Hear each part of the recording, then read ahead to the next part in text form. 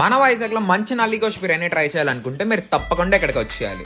Mutton చూసారా ఎంత soft and టెండర్గా ఉందో. బిర్యానీ అరోమా అండ్ టేస్ట్ అయితే అద్దరిపోయింది.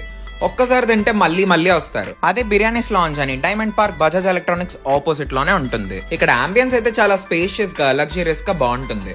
ఇది ఒక మంచి ఫ్యామిలీ డైనింగ్ రెస్టారెంట్ అనే చెప్పాలి. ఇక్కడ మెయిన్ ట్రై చేసిన బెస్ట్ సెల్లర్స్ ఏంటో చెప్పేస్తాను, చూసేయండి.